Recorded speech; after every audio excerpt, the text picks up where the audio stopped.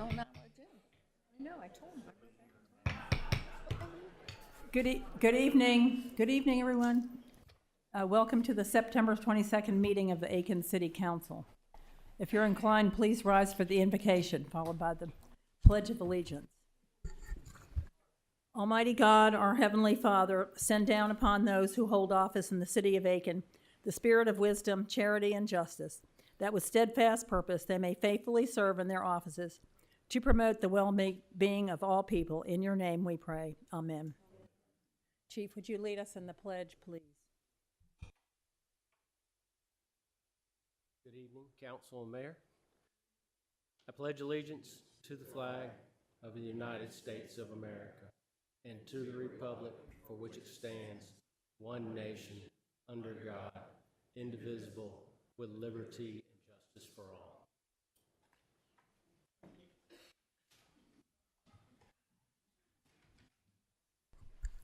Before the meeting begins, I will review the guidelines. Meetings are public forums in which many opinions are expressed, and the business of the city must be conducted. As such, discipline, honorable, and professional decorum is paramount. Courteous and respectful communication is required. There should be no disruptions from the floor while council members or members of the public are speaking. Anyone wishing to speak must be recognized so that we can retain order as we conduct the business of the city, and all comments can be put into the public record. During public hearings, all questions and statements from the public shall be directed to the chair. If you wish to speak, raise your hand and I will recognize you. Please approach the podium and state your name and address. In order to allow an opportunity for everyone who wishes to address council, speakers should limit their comments to the subject being discussed. Each speaker will be given 5 minutes to address an issue and may only address an issue once unless questions from council are posed to the speaker. During the non-agenda public comment section, each speaker has 3 minutes and can only speak once. We now move to additions and deletions to the agenda. I recognize Mayor Pro Tem Ed Girardeau for this matter. Thank you, Mayor. Good evening, everyone. Happy autumn. Isn't today the first day of fall? Let's hope it cools off. It's supposed to next week. At any rate, there are no additions or deletions to tonight's agenda, so I throw this as a motion as written. Thank you. And I need a I second. second. Councilwoman Diggs, second from Councilwoman Diggs. All those in favor? It's unanimous. Thank you. And Councilwoman Price was out of the room when the vote took place. Thank you. Hi, Gail. The minutes were provided to council for review prior to the meeting. Is there a motion for approval of the minutes, please? So moved, Madam Mayor. Councilwoman Brohl made the motion. A second from I second. Councilwoman Diggs. Any comments or changes? All those in favor? Thank you. We have one presentation tonight, which is a presentation by the Cumbie Center regarding Domestic Violence Awareness Month. Can we please have April Jordan from the Cumbie Center come forward? Good evening. Good evening. I'm not sure if I need this, but I'll use it. Thank you, and good evening, and thank you for this opportunity to come and speak with you guys. The purpose of me coming here tonight is to talk about the Cumbie Center and Domestic Violence Awareness Month. Cumbie Center is a nonprofit agency that serves victims of domestic violence and sexual assault in 6 South Carolina counties. We serve Aiken, Allendale, Barnwell, Edgefield, McCormick, and Saluda. We have many services that we provide, both direct and indirect services. We provide a 24/7 safe house or shelter. We have a 24/7 crisis hotline. We have case management services that include lots of different things for victims and their families, from financial to housing to job locating to transitional things that they have to do. And we also have counseling. We also have a very busy outreach section. And all of our services at Cumbie Center are free. So we participate in 3 awareness months every year. February is Teen Dating Violence Awareness Month. April is Sexual Assault Awareness Month. And October is Domestic Violence Awareness Month. And in the months of April and October, we request from the different cities that we serve if we can hang our awareness ribbons and information cards along certain roadways. We request every year in April and October to hang these awareness ribbons and information cards up and down Lawrence Street. Sarah, is it up to, was it Barnwell? Was it up to Barnwell maybe? But it's from Park up a couple of blocks. And you'll see these ribbons and the information cards adorning the posts all up and down. And we're hopeful that this will be a source of information for folks so that we can make everyone aware about the public health crisis of domestic violence. And so anyway, we always appreciate the city of Aiken agreeing to allow us to do that, to continue to serve the folks in our area. So thank you. Does anybody have any questions? I have a Yes, ma'am. question. Is it possible for you to give our health center some of those, the Clyburn Center or our Oh. Women's Center? Yes, at Rural Health. Yes. Yes. We used to put them on the posts outside of the Clyburn Center, Yes. but now we got the Women's Center as well. Yes. So absolutely. I'd love to have some so that we Yes. can recognize. Yes, and we also have some other flyers, Ms. Diggs, that I can give you as well. We have Brilliant. information flyers that also have like number tear-offs on the bottom that can also be out there. So a couple of other things, a couple of other initiatives that we also do in these awareness months are conferences as well as community awareness and connections events. So we have a conference coming up on October 2nd, which is open to everyone, not just those working in this field. And you can find that information on our Facebook and our Instagram. We also have our chili cook-off, which is a wonderful awareness and connection event that's coming up on October 18th. It will be at Odell Weeks, and we'd love to have you come out. We have lots of agencies and organizations that come out and make chili and compete. It's open to the public for taste testing. It's a fun time for all and just a way to get information out. We have our very own Aiken Public Safety that will be out cooking up some chili.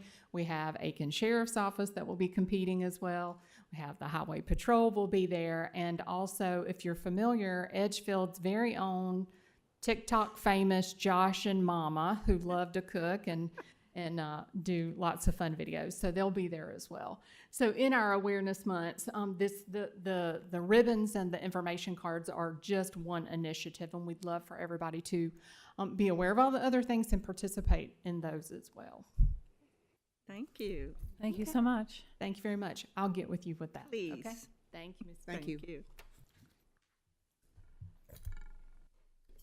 We will now open the floor to public comments on non-agenda items. Comments are limited to 3 minutes, please, per speaker, and for a total of 30 minutes.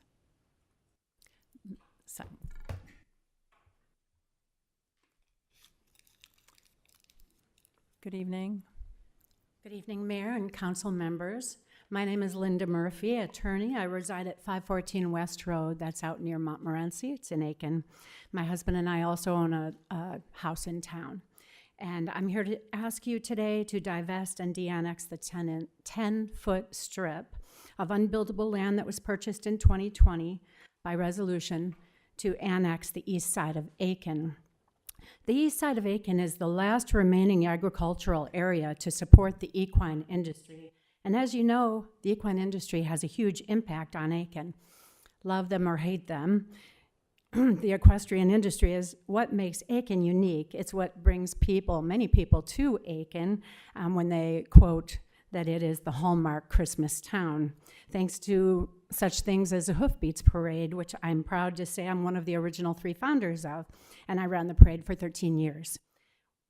We don't need more urban sprawl going to the east side of town. We already have high-density development to the north, to the west, and to the south. Please, therefore, I implore you to keep the east side of town rural And as such, there would be no need for that matchstick 10-foot by 650-foot piece of land as basically a loophole to further the city's annexation goals. So far, I think there are a few of you who have decided to agree to this, to divest and de-annex. And I'm asking for at least one more vote so that we can do that. Let's keep the east side of town low density and agricultural, and as such, then we wouldn't need the annexation, we wouldn't need the urban sprawl heading out towards east. That was the parcel that was originally purchased from Dominion. Thank you for your time and consideration of Aiken's future. Thank you so much. Someone over. Next.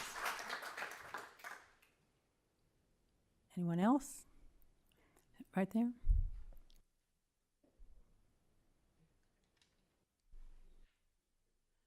Good evening. I'm Maggie Chapman. I live at 291 Switchgrass Run in Aiken. It's in the county, but will be annexed into the city once the neighborhood, the sanctuary, is complete.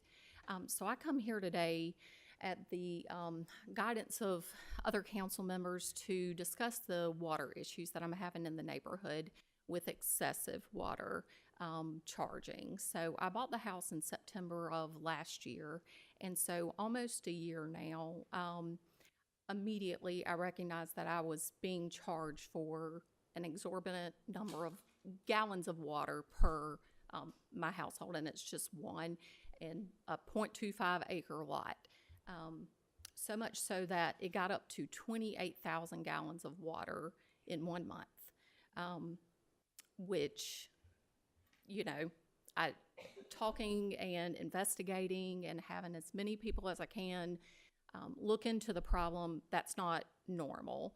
I've done my due diligence to verify that I have no leaks, that I've not done anything wrong, I don't have anything running, I'm not filling a swimming pool, there is no pool, there's, you know, all the obvious questions I've looked into, and I cannot get any type of resolution. So I've talked to many city members a lot, and I appreciate their time to speak to me, but I just want it resolved because it's, you know, it's reaching up into like a $250 water bill, which does not include trash.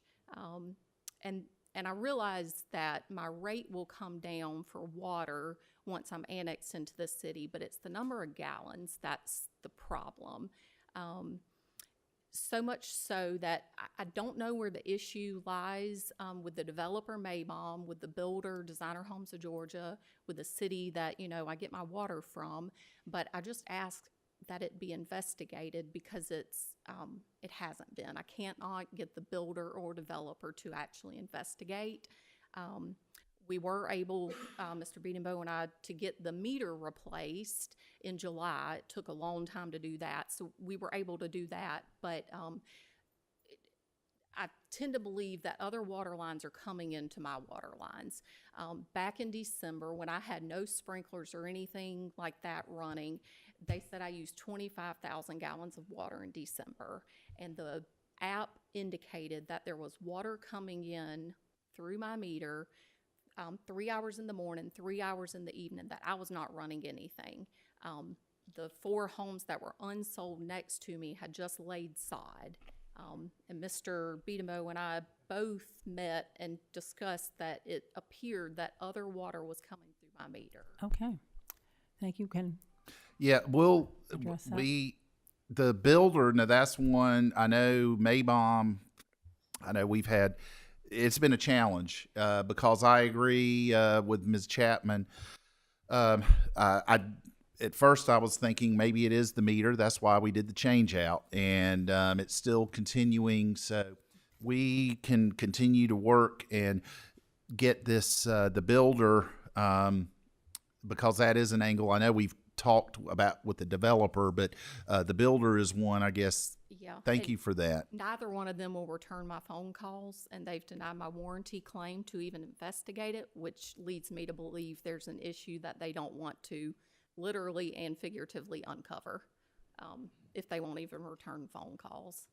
So, it's a shame, but yes, plan on living, I've lived in the city, for a long time, and I plan on continuing, but they're making it intolerable to pay such high amounts for water that I'm not using. Thank you. And I will say too, from our investigation, the other residences don't seem to have in your subdivision. That's correct. I did my due diligence to investigate with many neighbors, and it doesn't appear that they have the same issues. And so I'm trying to do a comparison of how much they're using, and mine is just very high. Can I ask a question? What was it prior to December of 2024? So it would jump all around. Like I didn't even move in until mid-October because of the hurricane. Mm-hmm. And so in September, it was 4,600 gallons. And I didn't even close on the house until the 13th of September. So really high. October, it jumped up to 16,000 gallons. Then it dropped to 4,000. Then it jumped to, let me see, I got the printouts. It jumped up to 25,000. January, it dropped to 3,500. So it's kind of all over the board that I can't make sense of the fluctuations either. Thank you. Thank you. Thank you. Okay, thank you. And we'll circle back about I know we've had some discussions and Yes. with one of the two you named, but the other one I think is potentially one to pursue as well.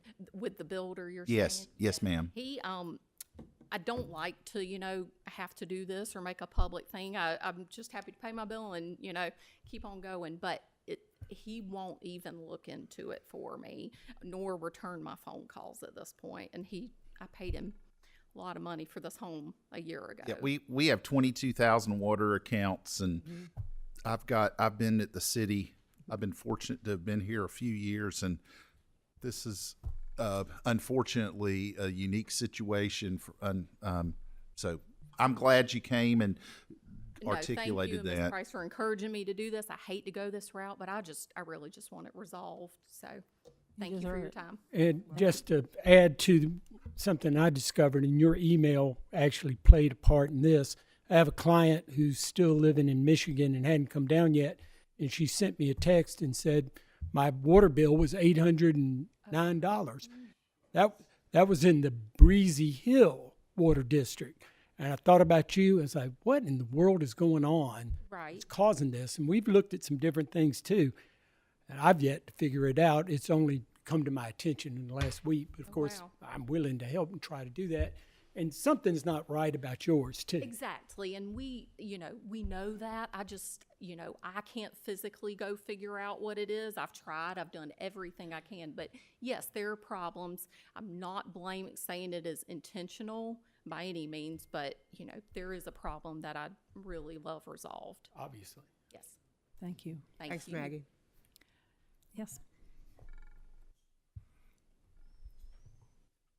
Good evening.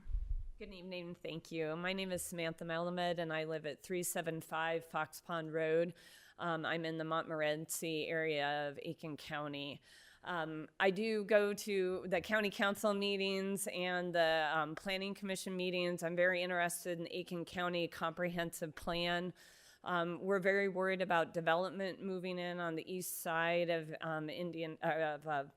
Aiken. I'm a neighbor of Linda's, and we've read with interest about the Dominion strip of land that was acquired and that is potentially moving development on the east side of Aiken. I went to the Aiken County Comprehensive Plan meetings. I've gone to nearly every Aiken County meeting to ask about the current status of the comprehensive plan. We've mobilized neighbors. We put comments into the map so that we can emphasize how important the agricultural, rural, and equestrian areas of the east side of Aiken is. One of the last areas, as Linda said, that maintains this. I know that as utilities move out, that development follows.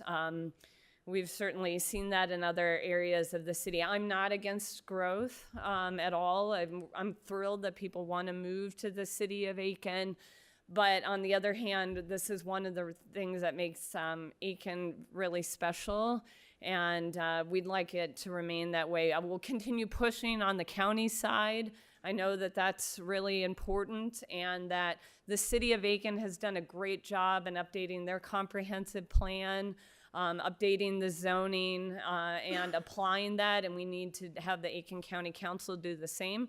So I'll continue to hold them to it, but as someone who's a huge fan of the city of Aiken, I come here and spend a lot of taxpayer dollars here. I just wanted to come in and support this going back to Dominion and preserving the east side of Aiken. Thank you. Thank you.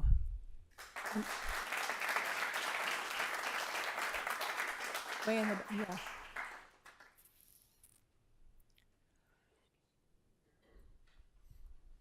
Good evening.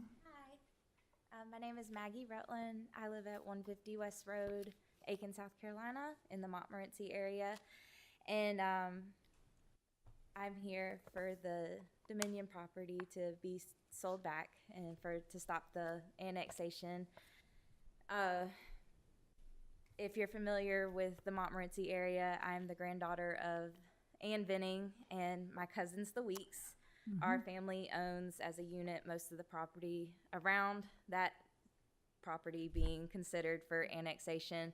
And we also own most of the property coming down 78 into Montmorency. And we would just really like for y'all to consider not pushing for the city limits to come that way and keeping it agricultural and farmland and equestrian and everything we love about Aiken as a whole. So that's all. Thank you. Thank you very much. Maggie.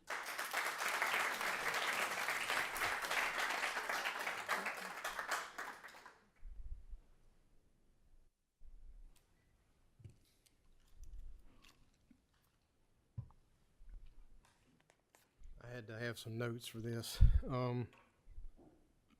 My name's Lane Givens. I don't live in the city of Aiken nor even Aiken County, but I live at 10048 Highway 39 in Williston. As I just mentioned, I do not live in the city of Aiken or in Aiken County. I said, however, my family and I do own land in Aiken County, and more importantly, we farm in Aiken County. A lot of the land the previous lady just spoke about, me and my sons farm.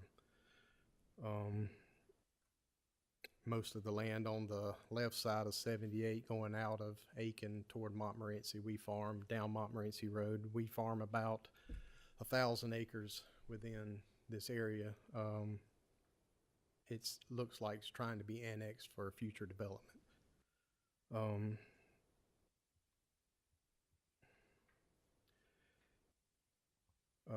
Let's see. I've been coming to Aiken since I was a little boy. I started school at South Aiken Baptist Christian School back in '77. And I guess it was in the mid-2000s when I, as a young man, began to notice the surge in people moving in and around Aiken. And things that I used to see people talk about was how great Aiken was, how nice it was to have all the equestrian areas around, fields of cotton and peanuts, and just a few minutes down the road where they could, with just a few minutes, be out of the city of Aiken and in these rural areas to be around horses and see the farming that goes on in the area.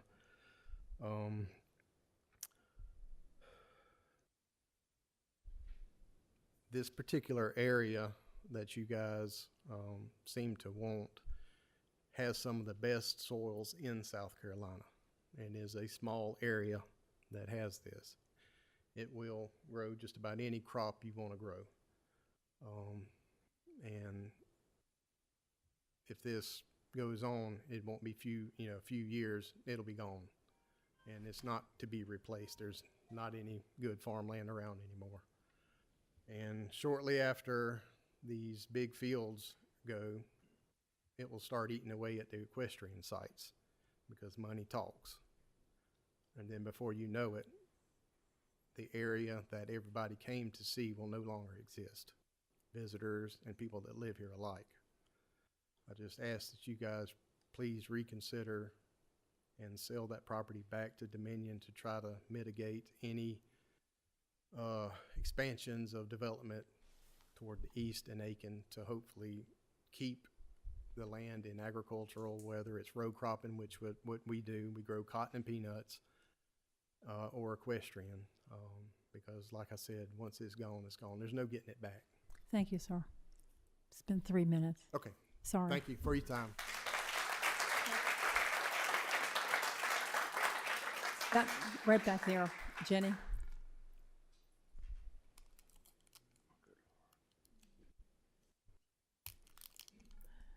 Good evening. Hey, Jenny Stoker, 331 Kershaw Street, Southeast, and sorry to break their rhythm, but I have something else I wanted to talk to you about. I'm very interested in that too, but I came a couple of weeks ago to talk to you, but there were so many people here had such terrible issues with their housing, one after another. I just felt like I was going to sit that one out and come back another night to tell you that I would like you to consider scheduling a public meeting about the Fairfield Bridge project that's looming. I read the minutes of the July work session when Mr. Biedenbaugh gave a report to you about the fate of the Fairfield Street Bridge, the need to rebuild it, etc. This report was a follow-up to the earlier design review meeting when the city presented 3 options for demolishing and rebuilding the bridge. Prior to that DRB meeting, some neighbors were approached by the city offering the same 3 plans, and those neighbors came to the meeting trying to choose between bad, worse, and even worse, is how we were considering those plans. The city's plans glossed over the fact that years ago, City Council granted protected landmark status to the 3 remaining bridges over the railroad cut, and none of their 3 plans consider the possibility of limiting the use of the bridge to pedestrian and bicycles for safety's sake. But as the discussion progressed, neighbors voiced their concerns that opening the door to increase traffic on Fairfield between South Boundary and Park Avenue would erode the safety and tranquility that define Colleton and all the side streets. According to the July 14th work session minutes, Mr. Biedenbaugh's presentation on the Fairfield Street Bridge mentioned some of the issues raised at the DRB meeting. This 3 minutes is not long enough for me to bring up the rest of the issues raised. It seems that some of you feel an urgency to make some moves on your personal agendas before you relinquish your council seats, and I'm afraid you might think that it's okay just to write up a resolution and vote on it, decide to tear down and rebuild the bridge without taking time to go back and look at the video or read the transcript of the design review meeting. It's important that a decision is made with input from the very people who will be affected by whatever is done with the bridge. Please consider scheduling a public meeting to discuss plans not only for the bridge on Fairfield, but also the Union Street Bridge. Let's take steps to protect the Colleton Avenue neighborhoods from unnecessary traffic. This is an opportunity to encourage pedestrian connectivity from South Boundary and Colleton neighborhoods to downtown, or open the floodgates to the traffic. Thank you. Thank you, Jenny. And if I have a couple, I don't have any more time, I would send one of my friends up here to say something. And about the Union Street Bridge, we still have not gotten formal clarification from DOT. It's all been unofficial as to whether it will reopen. But indications are it will not, but have not gotten anything in writing from the Department of Transportation. Thank you. Yes, sir. In the back.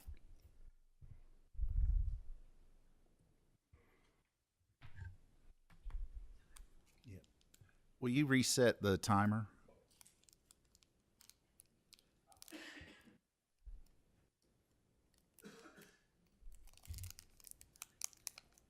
My name's David Basher, 159 West Road in Mount Morenci. I would very much hope that you understand how important the agricultural and the equine properties on the east side going out. means to people that live here and stay here in that area. No matter what your decision is, the worst thing that can happen is you open the door for council change, somebody else being in your seat, that it have a domino effect that none of us are talking about when everybody up there changes. Now's the time to not allow that to happen. Don't trust what happens 5 years from now. Stop it now. Do not allow them to have a domino effect. Thank you. Thank you.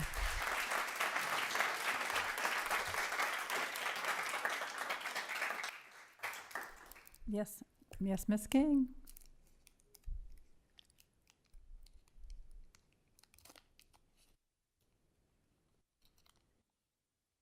Good evening, Gail. Good evening, Mayor Milner and City Council members. My name is Gail King, and I live at 330 Kershaw Street. And I would like to heartily endorse what my neighbor Jenny Stoker just said about the bridges. I think it's really important that we have a communal meeting and look at trying to preserve the historic parts of our town that are so important. And that I would like to add the fact that we're talking about the Matchstick development, which again, we all know what an incredibly special place we have here. It's why we're all here, and it's why people keep coming, and we have to have development. Well, so important that we have considered and careful development. And it is possible. It is absolutely possible. There is a large elephant in this room, I'm afraid, and I would just like to take 1 minute to thank Mr. Moniak for his fair reporting, which has been very important recently.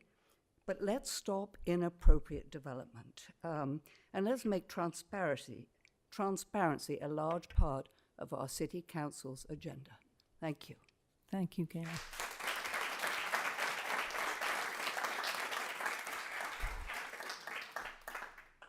Other speakers? Yes, sir. Good morning. Good afternoon.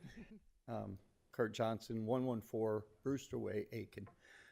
Just a little update. First of all, I want to acknowledge the Department of Public Service. We've had a couple people that we've had to send to the hospital, but they also called me to let me know that they were on their way so that I could meet with them. We're seeing an influx of new people coming in from all over the place. So if you see them, call us. We'll go out and work with them to try to get them off the street. This last weekend, myself and Terry from the Courage Center went to every hotel in Aiken and handed out Narcan. So they have the way of keeping people that do overdose from dying. This has been one of the big things. We're seeing a very big influx in the hotels with the overdose rate. So we're trying to alleviate some of that. I think that's about it. Okay, thank you. Thanks, Kirk. Thank you. Kirk, do you have housing available? I'm sorry? Do you have housing available? We do have a little bit through Lex, and we are working with some other organizations, depending on what the situation is. If they are in, or they have been doing drugs, we've got the Oxford House. So we've got Lex that's working with them. And if they need to go to rehabilitation, we can get anybody to a rehabilitation center. And we'll even drive them there if they want to go. So yes, we have the ways to do it. Okay. We also, like I said, we're trying to work with the city and with the community so that we're kind of bringing this problem out of the woodwork. We don't want anybody to get arrested for stupid things they do. So we're trying to be that buffer before they get to that point. Thank you. Thank you. Thank you. Time for one more person, Mr. Lex.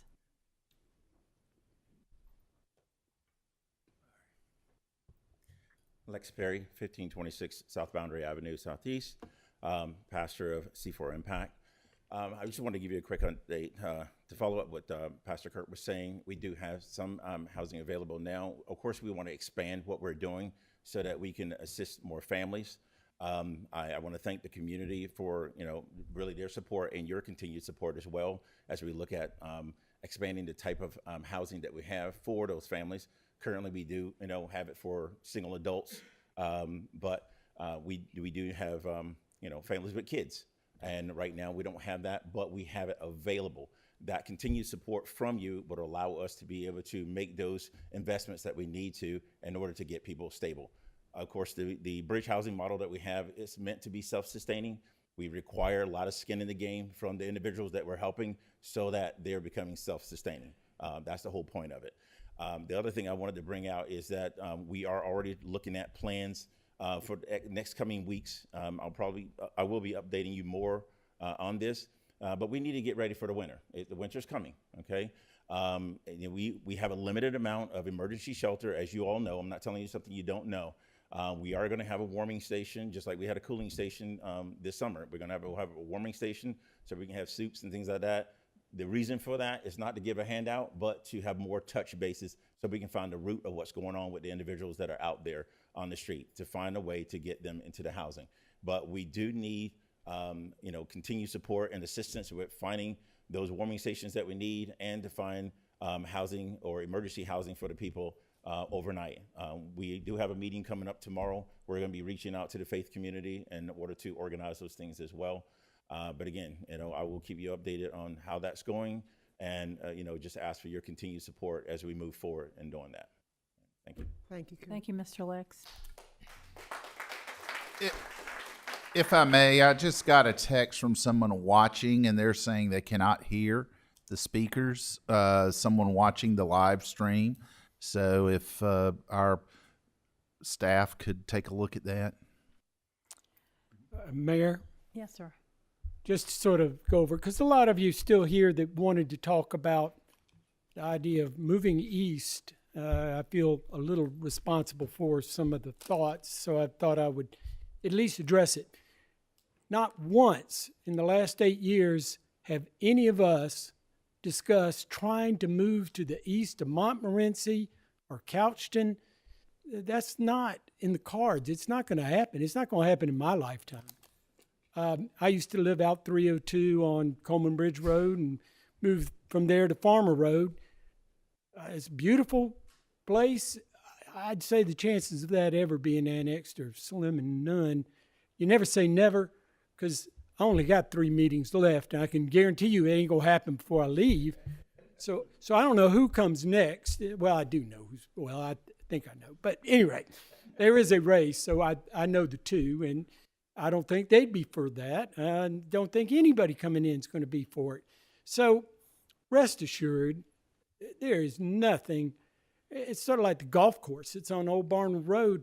They're doing that without, I think they're doing it with maybe water, but they don't have sewer, so they'll use septic tanks. There's a will, there's a way, and that's sounds like it's going to be beautiful, but the city's not involved. The city is only worried about within the city limits. This property in particular is right next to Deodar. You would think that it'd go together, and that was sort of the process. That was 5 years ago that strip came up, and the way it was being looked at the point was, yeah, this would make sense to annex it, take this piece of land, and it's for that and that sole use, not to go any further. One way, we're not going over the highway to the industrial property. So I just want you to understand, this has taken 5 years to get to this point. Yet I don't like the matchstick either. At this point, it does look bad, and that's fine. We'll get rid of it and and they will try to develop it within the county, and you'll try to do that. There's a lot of growth in the county of Aiken, and it goes west towards Augusta. Sam's is in the county. Everything to Clearwater, and Clearwater's in the county too, but all of that development that you see on either side of the road is in the county. Pine Log Road going west in the county, going up Sudlow Lake and Skaga Lake and Bettis Academy in particular. It's all in the county, different water districts over there. We haven't grown very much at all in 8 years. When I came in, I thought that's what we wanted to do. I don't think that way anymore. It's obvious. We've had 2 new residential subdivisions. We have had fill within the city limits, and that's okay. I mean, it is, and a lot of you probably don't like that. Again, this property is not a horse property or field, it's woods. It's owned by somebody. They're going to do something with it, and they're not as interested probably in what y'all are interested in. But just understand, from the city going forward, we're not interested in annexing. I helped develop West Road and Fox Pond. I was out there all the time. It's beautiful. It's never going to be in the city. And I'm saying never, and you never say never. And I did say, and it was quoted, that I said, we got to grow to the east. I didn't say it. That's not exactly it. I said, if we're going to grow, it's going to be to the east and to the north, because we're not going any further south of Woodside. That's pretty much the end. They've already committed to doing something different. We're not going to go to the west, because Graniteville and Warrenville, we run right against them. So understand, there's 2 residential subdivisions in the last 8 years, probably 10 years. Go back to 2008. Nothing much has happened within the city limits of Aiken. And that's probably okay. I'm not saying that we have to. I've sort of changed my mind, coming full circle, and realized there's not a lot of support within staff or council to grow and add. We've never force annexed anybody. We're not going to force annex any of you. And we're not even close. You have to be adjoined to the property. So I appreciate you coming out. I appreciate hearing what you have to say. I love that area of the county. Like I said, I lived there for 10 years. So be that as it may, we'll see where we go from there. And you've already had a chance, so we're going to move on. Mayor.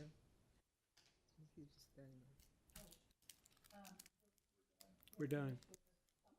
You can come back at the end.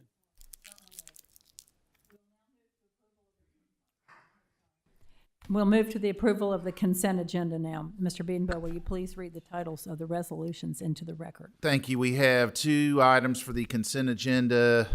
One is a resolution authorizing the City of Aiken Public Safety Department to enter into a temporary transfer and mutual aid agreement with the City of North Augusta Public Safety Department, and an item to authorize the City of Aiken's Public Safety Department to enter into a temporary transfer and mutual aid agreement with the University of South Carolina Aiken Police Department. And that is the consent agenda this evening. We received no online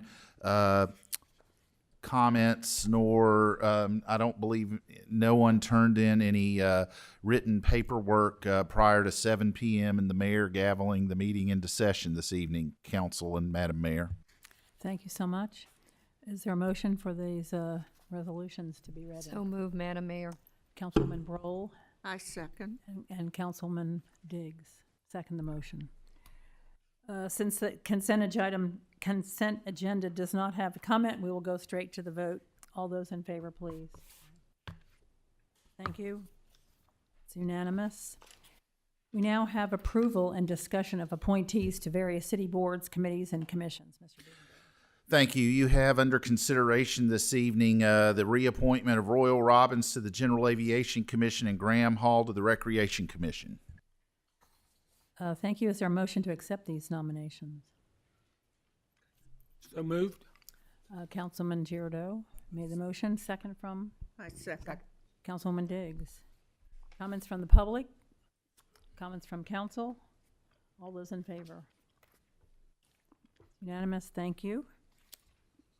Are there any nominations to consider at our next meeting?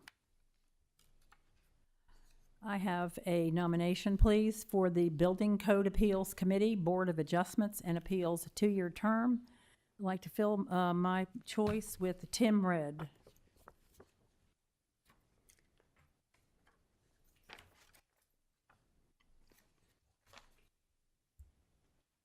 Anyone else? No.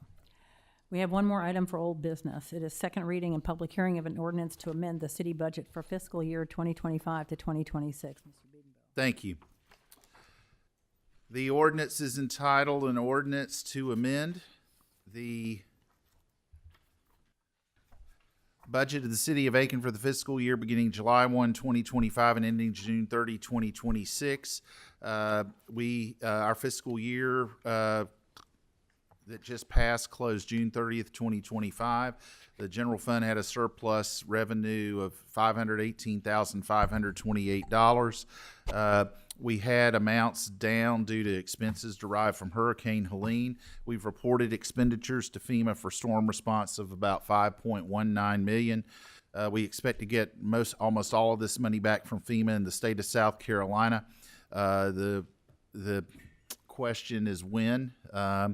But as of September 3rd, we'd received $76,848 of the money.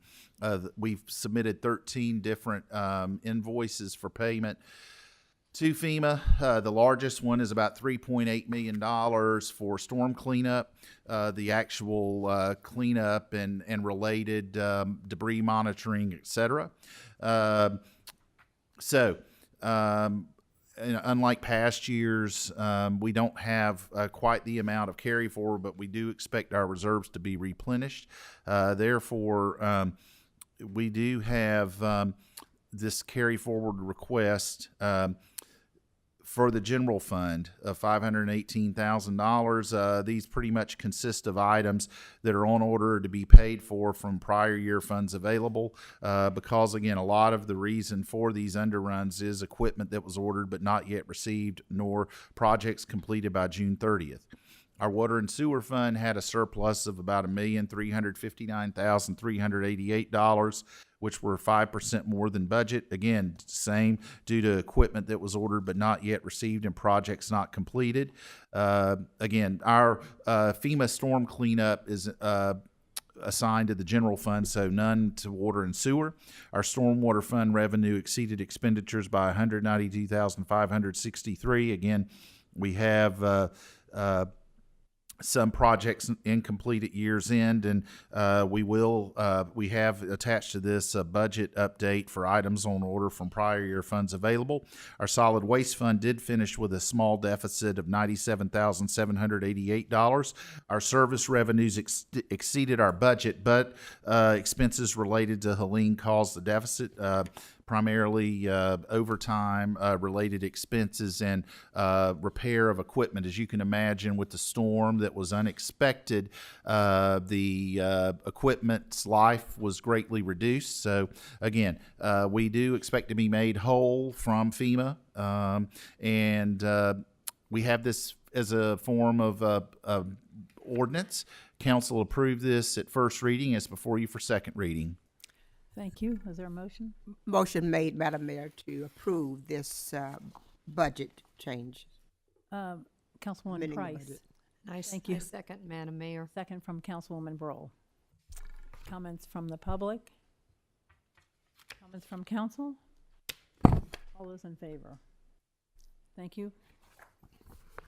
We now move to new business. We have two items tonight, and the first item is first reading of an ordinance to certify the former Farmers and Merchants Bank building on the 100 block of Lawrence Street Southwest as a textile mill for the purpose of allowing the owner and/or the developer to qualify for state income tax credits. Mr. Beedenbow. Thank you. It is an ordinance to certify certain property located on the 100 block of Lawrence Street Southwest and further identified below as a textile mill site under the South Carolina Textiles Communities Revitalization Act, Title 12, Chapter 65 of the South Carolina Code of Laws 1976 is amended for the purpose of allowing the owner and/or developer to qualify for state income tax credits. The owners of the Farmers and Merchants Bank building, which last housed the Bank of America, plan to adaptively reuse and rehabilitate the property into an 80-room hotel. On January 7th, 2025, the Design Review Board approved their plans to renovate and rehabilitate the building. The owners have identified that the facility served as a location of a cotton platform where cotton bales were sold and distributed for manufacturing purposes, and under this act, the buildings that were sites of textile-related endeavors are eligible for income tax credits, which includes council passing a certifying ordinance. We've gotten supporting documentation from Lower Savannah COG and the attorney, Mr. Mobley of Hull Barrett, and this is before council for first reading. Thank you. Do I have a motion to accept this? I so move. Councilwoman Diggs made the And motion. I'll second that, Madam Mayor. Second from Councilwoman Brohl. Any comments from the public? Comments from council? I'd like to comment, Madam Mayor. I've had conversations with Rob and with Chad and Rob Johnson. I am amazed at the history that you are aware of farmers, the old farmers and merchants back that converted into Bank of America. And I can't wait until we start moving forward on this process so that people are aware of the history that we have in that location within our city. So thank you for sharing that awareness with me, you and Chad, and I again, I'm anxious to see things moving along. Thank you. Thank you. I echo what Councilwoman Price said, and I too look forward to it. The rest of the story. Thank you. Thank you so much. So go to the vote. All those in favor? Motion passed unanimously. Thank you so much. The next item is first reading of an ordinance to sell property located on the 200 block of Richland Avenue West, the 100 block of Lawrence Street Southwest, and the 100 block of Newberry Street Southwest. Mr. Wiedenbow. Thank you. This is, Madam Mayor, this is an ordinance of the City Council of the City of Aiken, South Carolina, authorizing the sale of certain real property in connection with the redevelopment of Hotel Aiken and certain surrounding properties and other matters related thereto. In 2021, Wyatt Development obtained a purchase and sale agreement of property that consists of this, the parcel described, as well as what is contains Newberry Hall for $9.5 million. Ultimately, that was transferred to the Greater Aiken Chamber of Commerce, ultimately ending up with the Aiken Municipal Development Commission, a committee formed by the city in 2019. The property was financed with the issuance of general obligation bonds totaling the purchase price plus an extra $100,000 of approximately $100,000 of costs related for financing, so it was a little over $9.6 million. The property was purchased by the Municipal Development Corporation. A process was undertaken to try to take this property to a developer. I think it's due to failure of following the law that enabled the process, that the council began the process unofficially in late June of 22 of unwinding this and restarting. Then on July 5th, 2022, there was a lawsuit filed against the City of Aiken and individuals and other boards that is still ongoing to this day. But all that's left of that lawsuit is the Freedom of Information Act alleged allegations that are stated. The other items have been addressed. The AMDC was sunset. The property transferred to the City of Aiken. The process started over. City Council took the Newberry Hall property. There was a pre-existing lease that was inherited by the City of Aiken after AMDC was sunset, and the owners of Newberry Hall had the right of first refusal to purchase the property. Backtrack, before this process was undertaken, the Savannah River, this property was looked at as a potential location of the Savannah River National Lab. Ultimately, another location was chosen several hundred yards from this site. So, In 2024, council decided to sell the property of Newberry Hall. The lessees had a right of first refusal to purchase.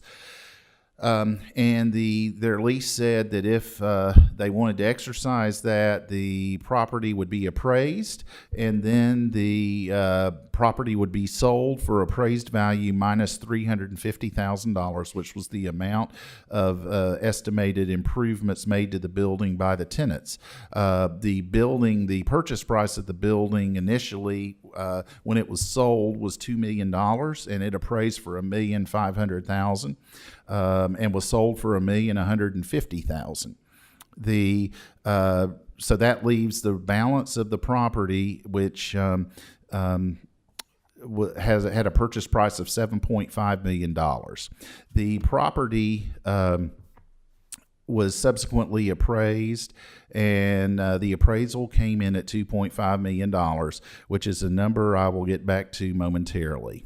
So, the council decided that the best approach to market the balance of the property was as all parcels as one piece, sellable piece, ultimately. Initially, the 3 Lawrence Street businesses were not part of it, but ultimately added back in after discussion of whether or not to have those tenants purchase the property or have a lease. And ultimately, those 3 tenants with the Lawrence Street storefront received 5-year leases in early 2024.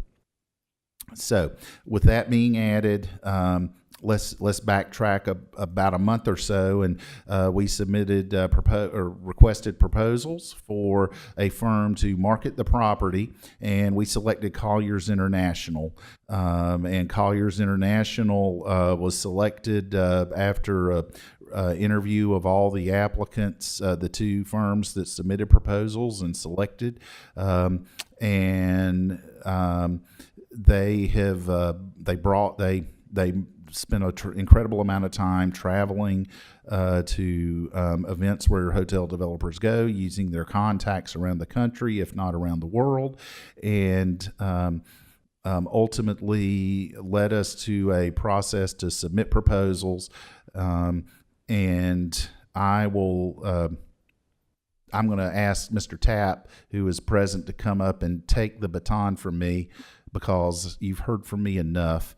I'm going to let Mr. Tapp sort of take it from there, where the RFPs were issued and received with a deadline of December 23rd, 2024. So if you could finish kind of where we are, Mr. Tapp, and take us to where we are today.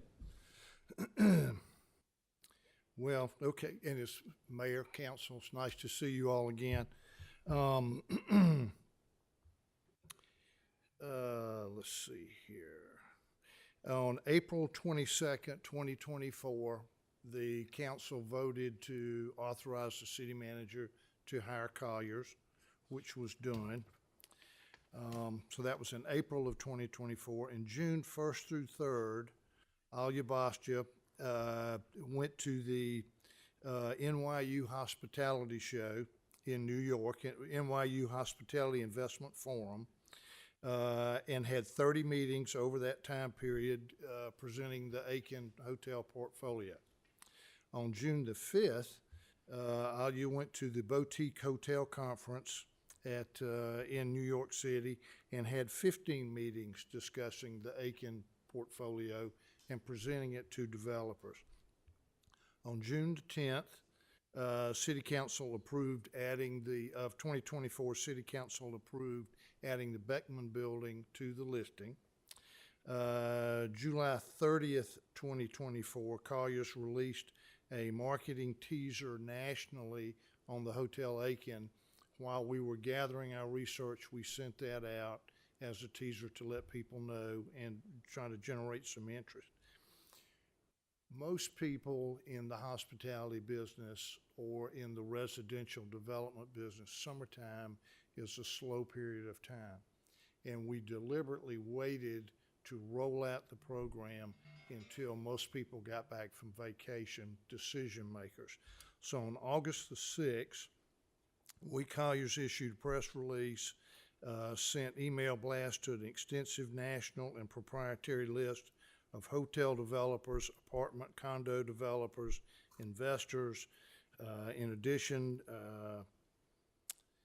we made posts to both Facebook and Instagram. We called key contacts and spheres of influence. There were 1,000 of those people that we contacted. On August the 7th, Colliers made the Hotel Aiken website went live.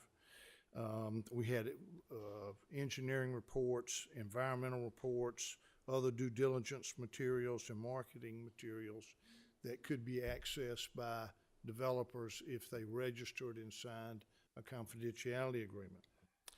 On September 3rd of 2024, video was sent out to all of our prospects and all of our contacts about Hotel Aiken to generate more interest.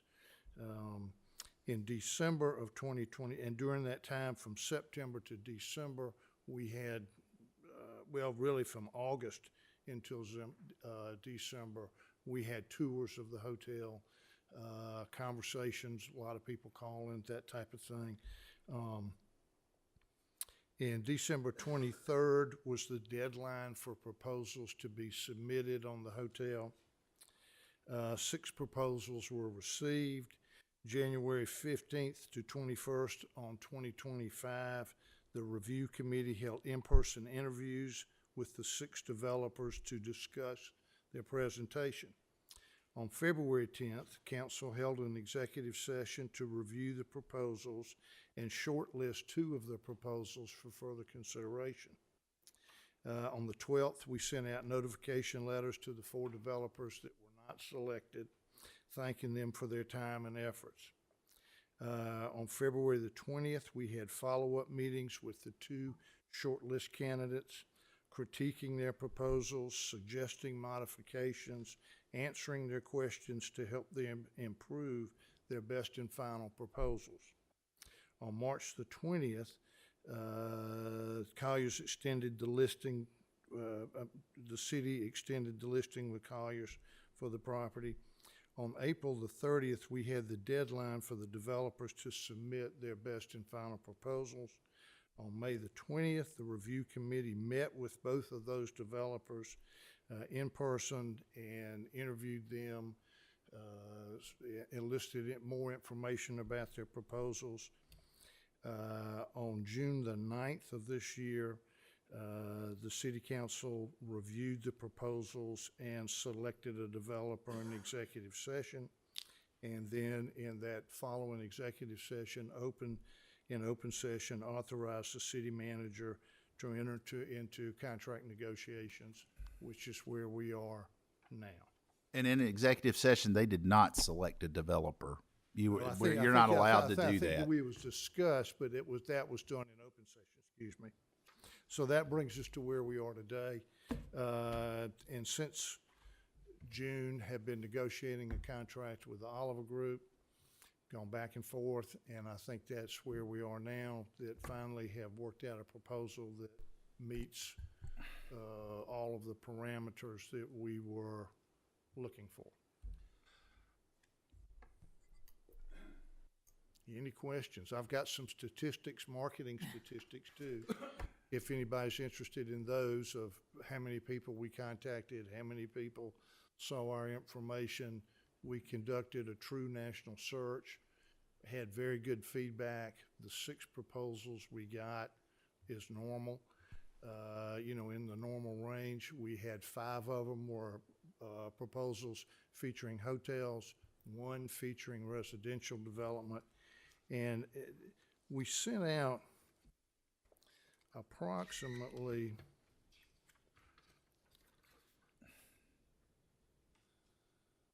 we had 619 hospitality recipients that Aya and I did, that Aya sent out. I had multifamily, 464 multifamily developers that were contacted. And again, out of all that, we had 1 multifamily proposal and 5 featuring hotels. Thank you. Very well documented. I beg your pardon? Very well documented, thank you. Any other questions? I see that young lady still traveling with you. She I on beg the your pardon? payroll yet? I'm sorry, I couldn't. Your daughter? Oh, yes, she's here. My assistant is here. She loves coming to the council meeting. She just thinks this is fascinating. You need to pay her for that. He will. She takes good care of me, keeping all my papers straight. Thank you, Tommy. Okay, thank you very much. Thank you. All right. Is there a motion to accept this ordinance to sell property? So moved. Councilman Girardeau made the motion. And a second? I'll second that, Madam Mayor. Councilwoman Broll. Thank you. Comments from the public?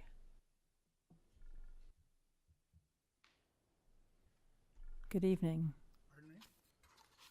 My name is Robert Branson, and I live at 204 White Cedar Way in Aiken.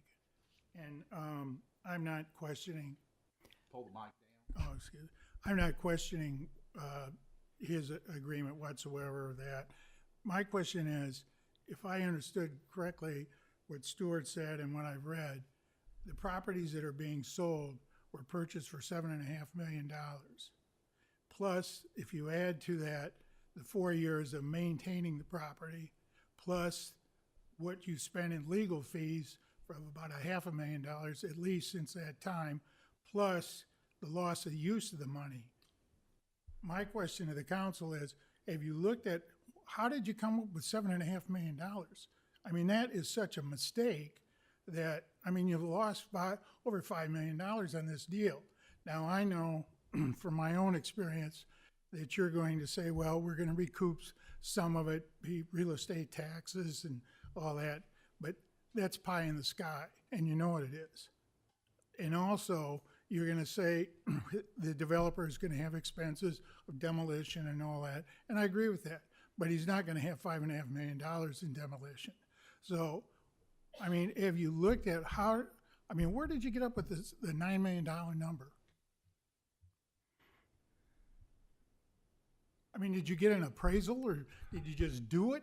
I mean, I don't understand. I know hindsight is 20/20, and I've been where you guys have been for 35 years of my life. And I just can't believe that there wasn't more into the original purchase prices on this deal. Or maybe I'm just missing it and I'm not aware of it, because all I know is what I read in the paper anyway. So, no answers, or? Well, remember at the very beginning, I commented there was an initial purchase and sale agreement done for $9.5 million. Right. So that was done, and that is correct. There's not enough dressing or gift wrap or lipstick you can put on this to, you're not misunderstanding or misreading anything. Well, then my advice to you would be, whoever gave you advice on this first deal, I'd question whether I'd hire him again, because you're way off on this. And I mean, I don't understand how you could be so far off and get involved in all these lawsuits, which is beyond me how this has happened. And I just think it's a terrible waste of our monies, and like I said, hindsight's 20/20. And I have no criticism of the new deal. I'm all for it, and I hope you make money, but you're never going to recoup $7 million. I can tell you that right now. And for correction, the legal expenses are, about half of 500. They're about 250,000. We haven't gotten. I think the last calculation we did several months ago was 230,000. It's not 500. Well, I missed it by $250,000. But thank you. Thank you. Any other comments from the public? Oh, hi. Good morning, good afternoon, good evening. Thank you. I'm Norman Dunning. I live at 324 Summerlin Court. So I just want to comment on the last statements. I was really in tune with what was happening in 2020, 2021 with the property. And I just had dinner with my grandson, and I asked him if he wanted to come to the meeting with me, and he said he would literally rather do anything else. But I asked him, did he ever remember that property being anything other than a vacant building? And he said that he could not, and he's 17 years old. And even if we started construction today, it's going to be another 4 years before we see that thing complete. Did we overpay at $9 million? It's my personal opinion, and actually the math that I've done says that we did not. We had the opportunity as a city to put together a group of buildings that will not happen again in 100 years. We literally have the opportunity to take the center of Aiken and redevelop it into something that could literally be something for pride for this whole community. I don't know that the first project was the best project, but it was a project that would have been finished today. And by the calculation that I had on what I thought that would have been spent to do that project, I believe it would have exceeded $40 million by the time it was complete. The taxes on that across the 5-year period would, I believe, be somewhere around $3 or $4 million. So that would very quickly be the reinvestment of the money that was people say are overspent. But cities don't think in 1 year and 5 year, they think in 25-year plans or maybe even longer. But that money would have been long recouped, and future investments could have been made off of the taxes that brought in. Not to mention, I have several businesses downtown that we would have loved to have had the increased vitality of the money that would have been spent and the activity that would have occurred on that block in the last 5 years. My hopes are that this goes through, we're able to enjoy it 5 years from now. And when Riley is a young person, it is enough that makes him want to stay in Aiken, South Carolina, because we are losing youth, because we are trying to stay in the same era that we've always been. We've got to bring some amenities to the city of Aiken that are drawing our young people. I know that there's a lot of people that are anti-growth in Aiken, and I don't think any of us want to see explosive growth, but you just are talking about a new budget, and I promise you, you're having to put a little more money in there this year to run this government than you did the year before, and that's going to happen next year and the year after. You're either going to get more income from more people moving to Aiken or more taxes to pay for the additional services, or you end up cutting services. We have to have balanced growth. We have to make sure that we're balancing our budgets. But I want to thank each of you for the work you do for us. I know that there's a lot of people here that are commenting on a lot what they're hearing on Facebook, and sometimes I wish we could all just turn off Facebook because we're bringing out the worst in ourselves. I trust the work that you're doing. I understand you have a longer view than a month or a year, and I want to thank you. Thank you so much. Thank you. Thank you, Norman.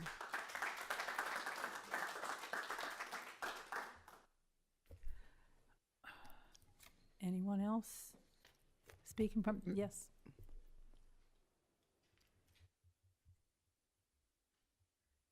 Samantha Melamed again, 375 Fox Pond Road. I read the packet, and one question I did have was about the plans for a parking garage, and so I'm not necessarily an opinion, but when I read the proposal and the $200,000 that was set aside for that, and just curious what some additional detail there. Sure. And Mr. I apologize. I stepped out, so if I'm repeating something Mr. Tapp said, please I apologize. But I know every firm that looked at this property commented about what are we doing about the parking, and so we know that was on the mind of all the developers. Also, one of the other important things was keeping the buildings adaptively reusing as much as possible. It is ironic. I guess I saw Ms. King still here? Okay, yeah, I saw. I like the fact that Mrs. King's husband, I think, was involved in building the motor court, and the architect is here as well. So that is the one building that could be taken out, and so that is probably an area where a modest parking deck could go. We looked at other options, and frankly, while we didn't poll the community historically has been very clear about the sanctity of our parkways. But we could, in theory, convert. Get about 95 spaces if we convert the Newberry Street aisle, the Northwest 100 block, into parking. But that was immediately removed off the table because the perception of council and the staff is the values of the community would view that as a non-starter, zero. But also there was an intense desire we heard from the community to do an adaptive reuse of the Hotel Aiken. So the parking garage came in as part of that. Incidentally, someone pointed out that there was a modest garage or park type structure for the Hotel Aiken, and there's advertisements in the Aiken Standard. I don't have the copy in front of me, but someone showed me that it advertises a parking deck. So I guess you could say what goes around comes around. I do think, too, the developers are mindful it needs to be met with, it needs to, number one, stay within the confines of the boundaries of the property. So unlike Project Pascalis, this is not a taking of existing streets. Also, unlike Pascalis, it will be one that is in keeping, in tune.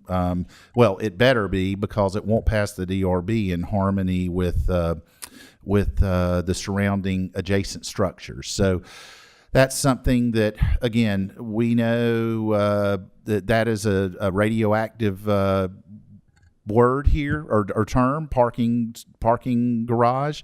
But again, with an adaptive reuse of this, and again, this is why we hired an outside firm to market this, because they have all the contacts and can assess with everybody what truly would be needed to make this happen. Because again, I think the council and staff has heard loud and clear that the Hotel Aiken and the other properties that have been put on the register need to be preserved. So the village feel of Aiken can continue as best as possible well into the 21st and into the 22nd century. The other question was the $200,000. That is just some fees to get the project kind of moving forward for design. That remittance will come back to the city at sale, or if this happens to fall through, the money will be remitted. But again, that was just kind of illustrative of a partnership with the Oliver Group. I know we were very impressed with the portfolio of the group, and they have the ability and the expertise, as do their subs, Garvin Architects and Garvin Design Group, and the other design firm, May. So again, I think it's something that meets a lot of positive criteria for the public. I'm looking forward to their information sessions they've Yes. set up. Yeah, that's going to, I hope people come to those public information sessions that are put on by the developer at Newberry Hall, 5 to 7, Monday the 29th, and noon to 2 on Tuesday the 30th. Thank you. Great answer. Thank you. Yes, sir.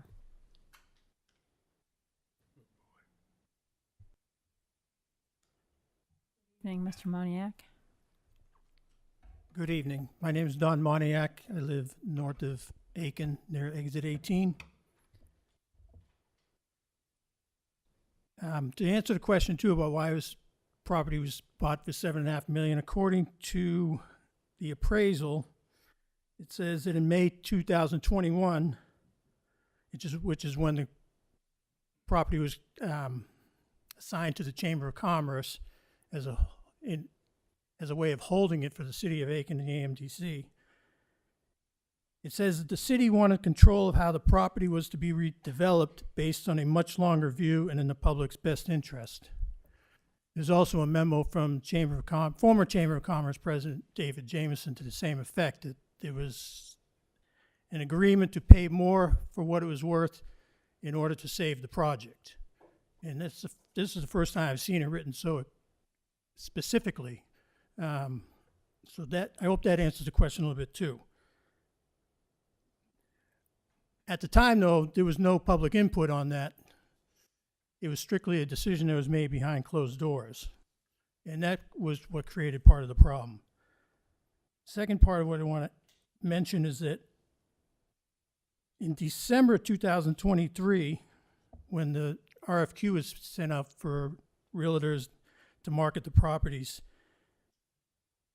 there was a slide that said, all properties with the exception of 112B Lane Southwest, which is the Holly House Motel, have been determined to contribute to an eligible National Register of Historic Places district.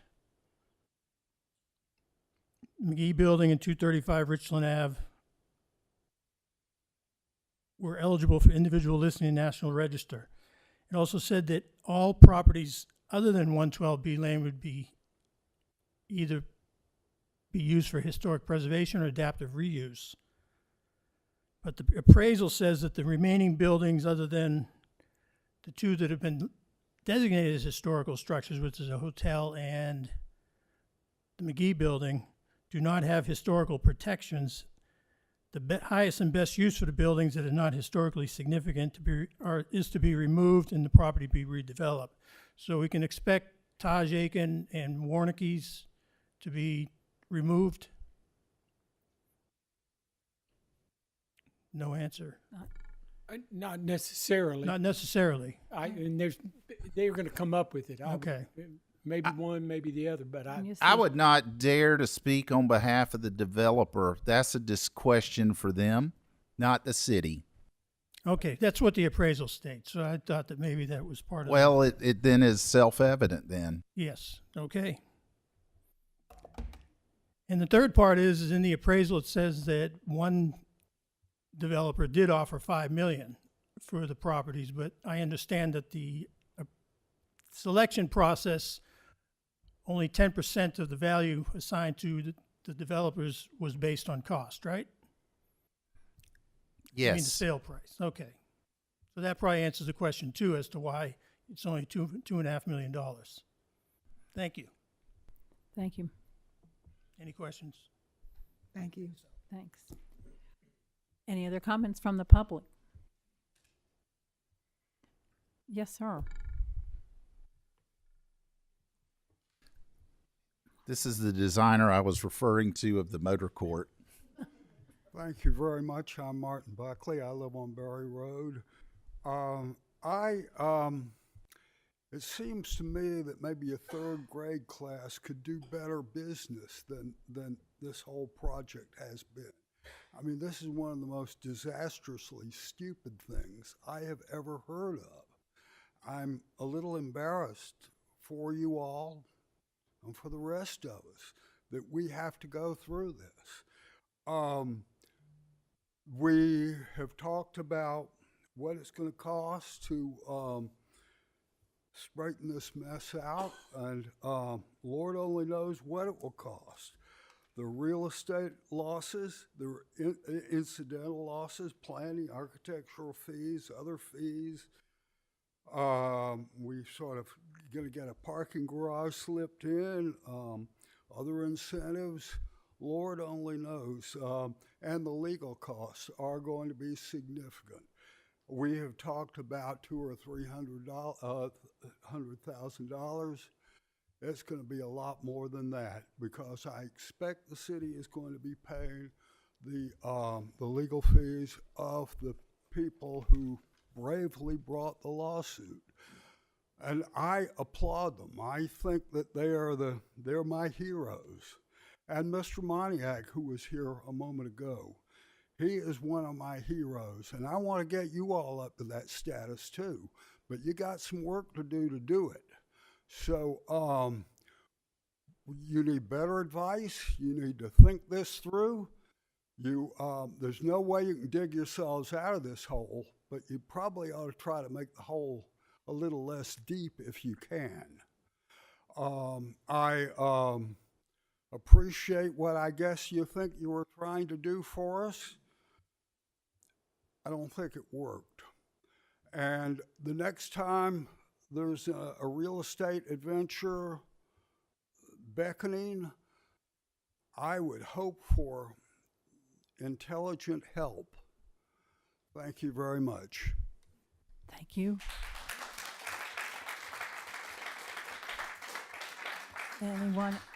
Anyone else like to speak? Comments from council?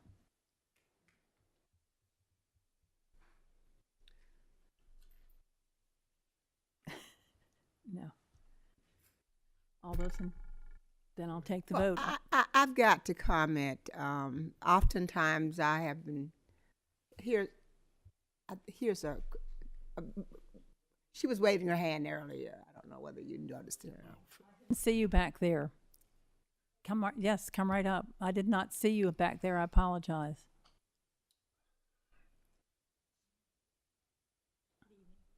I'm Lisa Smith. I live in the city of Aiken. I just wanted to clarify from what I've just heard. I'm a little confused. Now, the parking garage, is that part of the sale agreement? Is the city committing to building a parking garage for the new hotel developer? No, the parking garage, if one is built, would be built by the developer, but the city would ultimately take ownership. So no, the city is not constructing the parking garage. But we have to take a loss on the sale for the property? You're making an allowance out of the sale price to buy the ground for the parking garage? That's what made me think that. No, the footprint of the parking, it can be done multiple ways. You could do it that way, where you take the amount of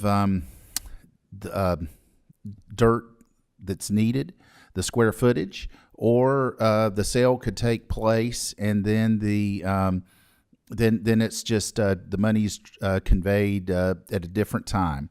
But I think this is written in a way where it's deducted, the value of the dirt is deducted from the purchase price.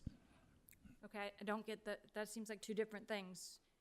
Well, it's not. You're selling it to them to develop as a parking garage, but they're not paying for it. You're taking it off the purchase price. No. The value of the dirt, they would construct a parking garage. If that is an option by the developer, they would construct a parking garage. Again, this is not going to take place until, well, first, that has to be determined. Frankly, it does seem to be going in that direction. But it would, if it happens, it would need to get design review board permission to do that, and it would be also designed in a way that would have to be in somewhat simpatico with adjacent properties. Okay, so it's not a condition of the sale, and the city will not be owning it, but you are giving an allowance. No, I did not say that. Maybe Mr. Tapp could come up and address this. Well, I'll ask the rest of my questions if you don't mind, and then I'll go away. So Warnicki and Taj, the Aiken Standard Building and the McGee Block, those are not protected in this deal? They can be... No, they would not be.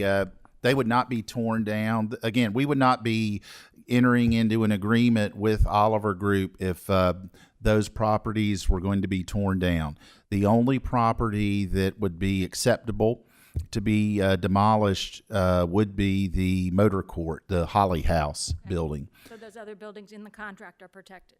Yes, because again, we would not be entering, that was a condition of the RFQ that those buildings not be torn down. I understand. Yep. Are we allowed to see the contract or any of the other It's offers? in the contract is in the agenda packet. Okay, I missed it. Thank you very much. Yes, ma'am. Anyone else out there? Did you want to say something, Councilwoman Price? I'm one that tend to get myself in trouble when I speak out and open. How long have we waited for the hotel Aiken to move off the needle? I mean, in To this move in this forward. iteration, since December 2023, but I guess it depends on your start point. I mean, it's been a point of contention since the mid 2010s, at least, if not before. But Earlier than that, yes. 2021, I guess, was when the initial contract with a Wyatt Development subsidiary was first obtained. I asked that question for a specific reason. And a lot has to do with hearing from you, and I appreciate strongly your input. Having said that, I go back to some of the old adage that I've said, and when do we move forward? Whatever we do, it is not going to be 100%. Whatever you do with the audience you're representing, it is not going to be 100%. I agree with you that it was not a good decision to move from 9 million to 2.5 million. I have no issue with you with that. But when you look at the history of what Colliers went through, it was a national marketing tool. What do you do from that point? Are you thinking that maybe we didn't have the right people involved in making this recommendation? I don't know. We get, as a council body, a lot of criticism, you all. That's almost a weekly thing, whether we do it right or whether we do it wrong. And I don't know the solution except to be kind, polite, and let's see how we can come together early enough that it stops. And I'm hearing some things right now that issues are being brought. How do we come together and let it stop before we get to this place? Y'all, this is a great town. It's a great town, and people love Aiken. Last week, 2 weeks ago, you had 400 highly professional people in this town, roughly 400, mostly males, from a fraternity. Aiken did not have enough dwellings. Where did they go? Columbia, Augusta. Those are revenue bases that are taking what they wanted to see. They wanted to be in Aiken. They had their meetings in Aiken, but they left Aiken to go to those locations. So we can either drag this out another 5 years or so, 10 years, and let this place sit where it is and see where we go. Or, as was said, whether it's 5 million, 7 million, we can say that may not have been the best move, but we're at this point right now. That is where we are right now. And let me just say to you, one of the things that I applaud Aiken for, we've got bold and brave people that do not mind letting us know, hey, you screwed this one up. You screwed this one up. And guess what? City Council doesn't mind saying, we know we screwed it up, but we don't want to do it again. If City Council doesn't say it, I'll say it. But we've got to move on. We've got to move on. And I thank you. I love everybody. I know a lot of you in this room, and I love each one of you. And yes, you'll leave here and you'll say what Leslie Price said. And that's okay. Leslie Price says a lot to get into trouble. And sometimes I was told that, Leslie, when you speak, count to 10 and maybe you won't be so open. I don't know how to do that. I'm too old to play that kind of game. So what you hear from Leslie Price is what it is. I am going to vote to move this along tonight. I am going to vote to move this along. I have served here long enough to know that waiting doesn't do much good. But come to us, call us if there is something. And I've got some people here that do not mind calling me and giving me what they feel either face to face or on the telephone.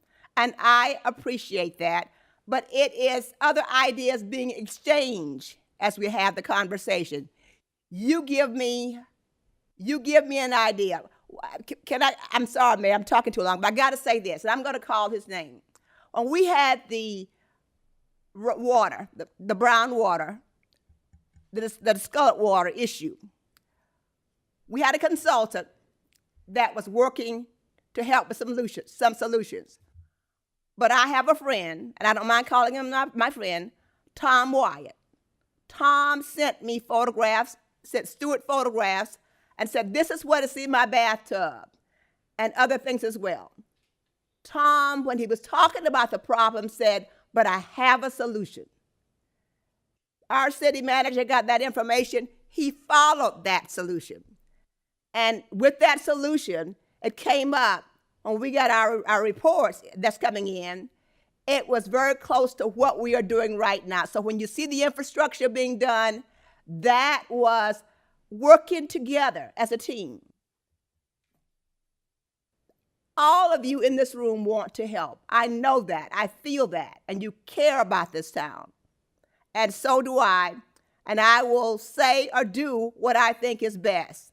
And if it's not the right thing, if it's not what you want, then I am sorry, but that is Leslie's feeling. Thank you for listening to me. Thank you, Councilwoman. Madam Mayor, if I may. Yes, please. I just want to sort of piggyback on what Councilwoman Price said and also follow up with our city manager, Mr. Beedenbow, excuse me, sinus, that this was not the best project when it was started. We've admitted that it was not. That's then. We cannot go back and change it. As Mr. Beedenbow said, we can't put enough lipstick on the pig to make it pretty. But the alternative is to let it sit there and rot. And that is not an alternative in my view. And I look at what Mr. Ingram and Mr. Johnson are getting ready to do.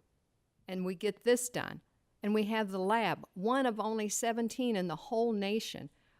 The cyber things that are happening at the university, we are on the cusp of really wonderful things. I was a planning commissioner.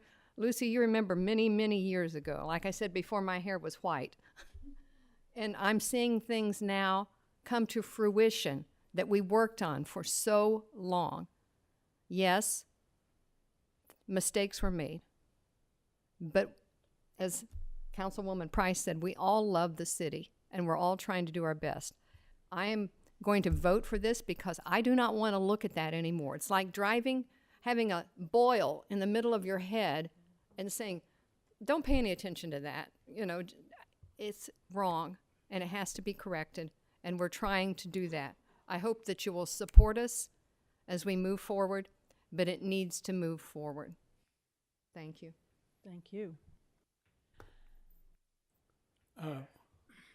No, not right now. Yes, you may. You're going to let Rob talk? Oh, out of. Well, I guess not. So, not me. I guess we're past the public speaking part. Thank you, though. Yes or no? No. Well, he can speak. No, not after me. We've got the open area at the end, which you can sort of piggyback on that type thing. Yeah, back before I got on city council, I used to always say city council, county council is not in the development business. Leave development to the developers and not get involved. When I came, even before I was on council, was hearing from people, you got to do something about the hotel, you got to do something about the hotel, you got to do something. And quite frankly, the majority of people wanted to just tear it down, and of course that was part of the original plan. Things happen along the way. If I had a way to change all this, I would change a lot of different things. Hindsight's 2020, which has already been brought up several different times. It's difficult, and I feel bad. I'm the expert in real estate, and I should have known better, and I wish God would have granted me the wisdom at times to say, no, we don't need to do that. But at the moment, it seemed like a good idea, and it is what it is at this particular point in time, and I am excited about the developer, Oliver Group from Nashville, our local architects from Columbia, Garvin Design Group. There's a lot to be excited about. I agree with what's been said from up here. We need to move on and get this done. So, my 2 cents. There's been enough said. I intend to vote in favor of this. I too am tired of looking at the hotel the way it is. I'm tired of having friends in town from other places, and they're asking me, what is going on with that hotel? How long has it been vacant? It's an eyesore in the middle of your downtown. What are y'all doing? So now we are ready to move on and take care of it. I only wish that the old hospital was this far along as well. So yes, I'm definitely voting in favor of it because I'm tired of looking at it. Staff is meeting with the owner of the hospital Thursday about some things, so maybe there's optimism there. And just to add one more thing, keep in mind they're still in due diligence, the Oliver Group, who is purchasing it. This is not a done deal. As Mr. Moniak pointed out, we don't have the plans. We don't know exactly what it's all going to look like. We're pretty excited. This is going to be great, but they may get to the end and say, this just costs too much money. It is a possibility, and that's what due diligence is. It's sort of like these subdivisions. These subdivisions get approved, and then nothing ever happens. They're in their due diligence, and they decide it's not going to be worth it. It happens. So keep that in mind as we go along. You're going to get plenty of opportunities coming up. What's the date again, Stuart? September 29th, 5 to 7 at Newberry Hall, and the 30th, noon to 2 at Newberry Hall. And I hope all of you will come out and see what they're presenting. I'm coming out to see what they're presenting too. Madam Mayor, if I could say one more thing, I'm sorry. The Oliver Group that Mr. Tapp brought these different people to us, I would love for you to look at their portfolio. I'm sure they will have some of that there. They have built all across the Southeast. What they're doing, what we want them to do here is exactly what they do all across the Southeast, as well as they've done one in California. They've done one in Detroit. Having lived in Detroit many, many, many, many years ago, that's not an easy thing. And they've taken hotels that were historic and redone them, and they're beautiful, and they manage them. That was a big plus for me, that it's not just going to be built and then we have to find someone to manage it, and in 2 or 3 years it's in the same place. So this group is really the real deal, and if you want to come that night. They will have listings of the different places that you can drive to and see their work, see what they do. I'm sorry. I had a comment too.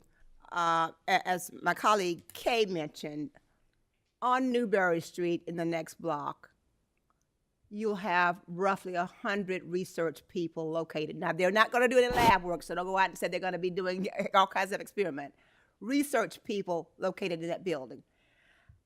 In addition to at USC Aiken, you're talking about the advanced manufacturing, again, attracting research people.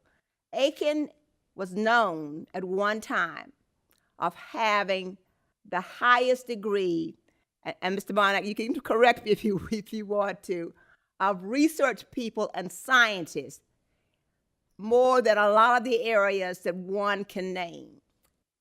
These people that will be located and coming to Aiken to see what is going on will not only be from the United States, but national and international people.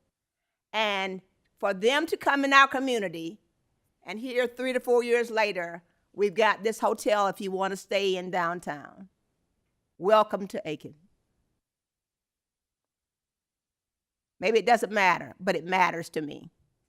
I try to keep my house and my yard looking good, and I want to keep my town looking good as well, the city of Aiken, and I know you do too, because I know there are people, caring people in this room right now that cares about the pride of the presence of our town.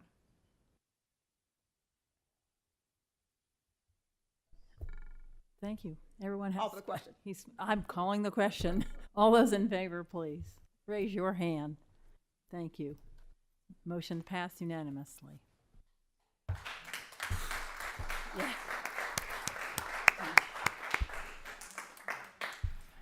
We now move to petitions and requests. We have 2 items this evening, the first being approval of an agreement with Axon Enterprise Incorporated for body-worn and in-car cameras for public safety. Mr. Biedenbow. Thank you. It is time to do upgrades. We've worked with the state contract vendor and have attached this agreement for your review.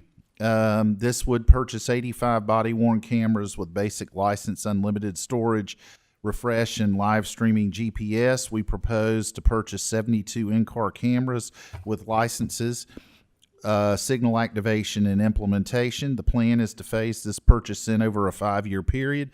The first year is included in our budget. The years 2 through 5 would be part of CPST 5. Again, the voters passed CPST 5 with this on the ballot, 69% to 31%. And it's before council for consideration. Thank you. Is there a motion from someone? So moved. Please, Councilwoman Price made the motion, and a second from I second, Madam Mayor. Councilwoman Broll made the second motion. Comments from the public? Comments from council? All those in favor? It's unanimous. Thank you. Finally, we have approval of an employment agreement with the city manager, Mr. Biedenbow. I am not going to speak on that, Madam Mayor. Good idea. Yeah. No. Is there a motion to approve? Oh, okay. I so move. Councilwoman Diggs made the motion, and a second. I second, Madam Mayor. Councilwoman Broll made the second. Any comments from the public? Yes, sir. Yes, ma'am.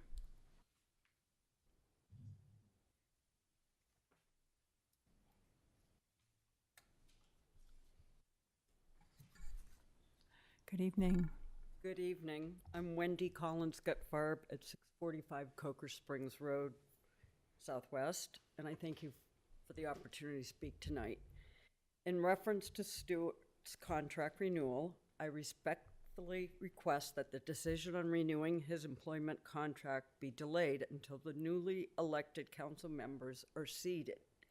This ensures that such an important decision reflects the voices and priorities of the full council, including those most recently chosen by the community. That is all. Thank you, Wendy. Any questions? Any other comments from the public? Yes.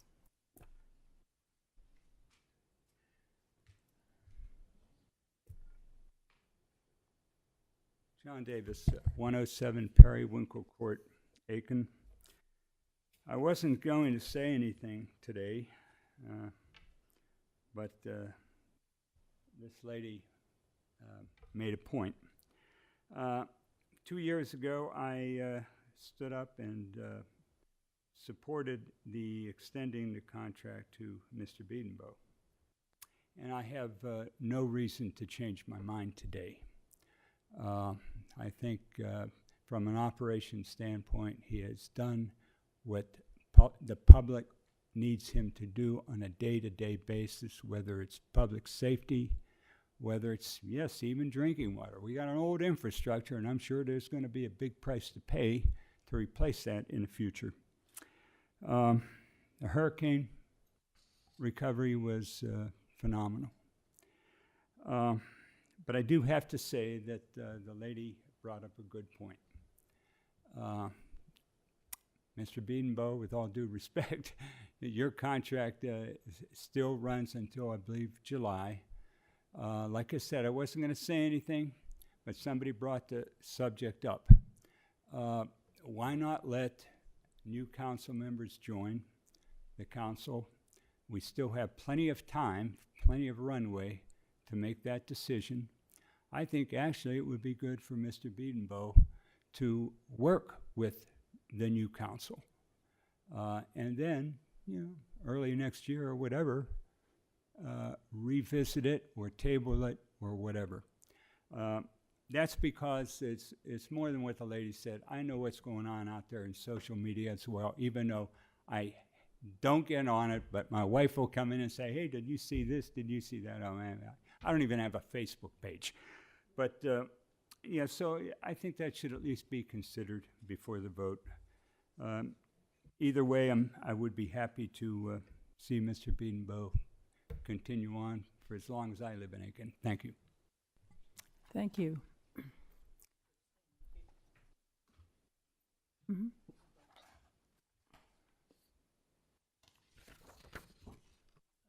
Jenny Stoker, 331 Kershaw Street, and this is just sort of off the cuff. I think that we should all feel confident in you voting to extend Stuart's contract. I certainly do. I think that, if in the dark halls of Facebook or wherever, Stuart, they like to hang a lot of stuff on you. But I know from working with you over the years, I've always gotten the impression that Stuart works for y'all, and he's not the one that's making the decisions and telling y'all how you should operate your things. All the mistakes that have been made, I'd probably pin on council and not on Stuart. And I think that, we can all feel good at night knowing that he's the one sitting in that chair. And the alternatives would be a scary situation, especially for new council people. So they would be lucky, new council people would be lucky to have him there to shepherd them just the way he's shepherded Teddy as a new person. How lost would you have been, Teddy, if you hadn't had There's no telling. an experienced person like that to hold your hand? So I think you should vote and Thank you. keep the man where he belongs. Thank you. Thank you. Yes, sir. Yes, back there in the back.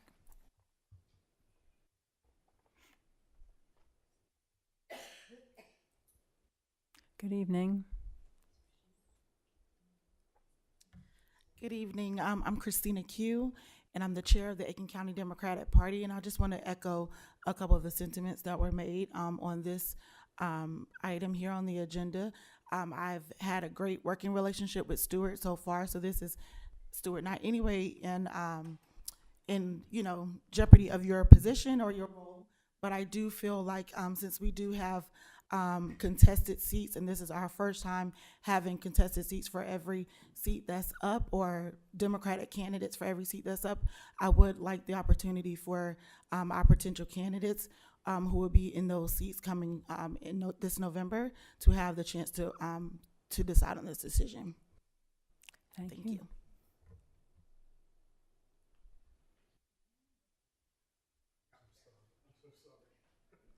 Thank you, Norman. You're next. Norman Dunnigan, 324 Summerwind Court. I don't speak for all business owners, but I do speak for many that I am close to, that we have a vote of confidence for the work that Stuart has done for us. I would really rather a group of people who have had the experience of working with Stewart vote on his extension of employment than a brand new seated council. Because a lot of times I think we make knee-jerk reactions that we don't understand the consequences of. But again, I think that I should just extend a vote of confidence for the work that Stewart has done in the time that we've dealt with him. Thank you. Thank you. Sam?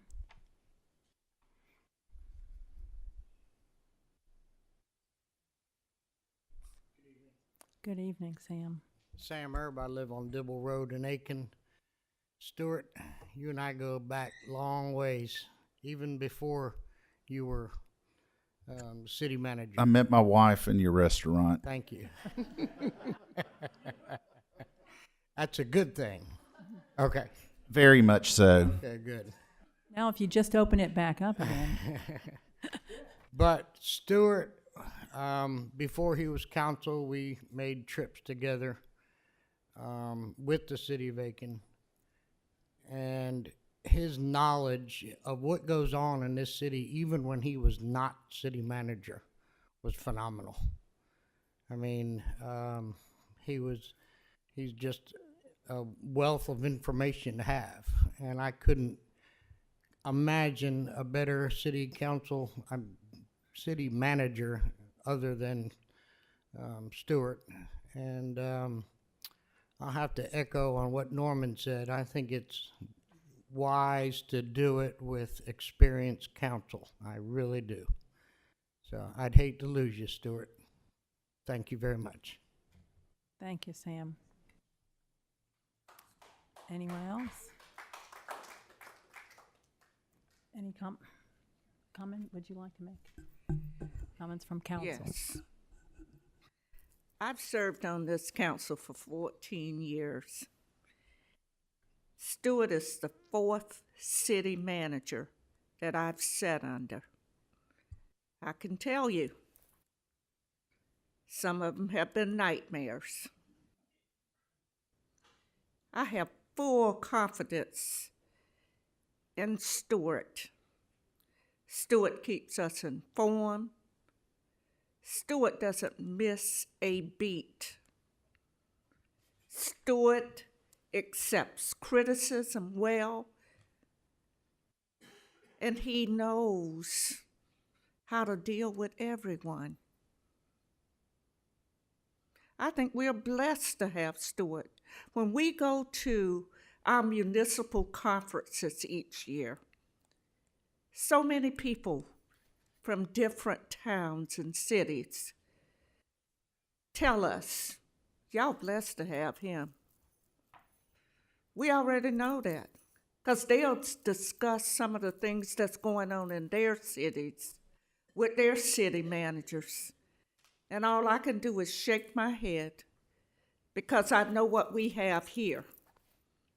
And I know several people have reached out from other municipalities trying to get him to come there.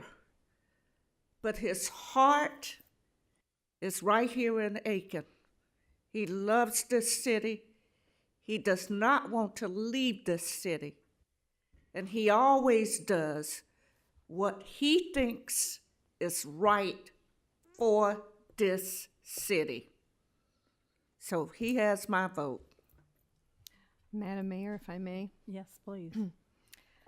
I have a couple of pages of things that Stewart has just done in the last year.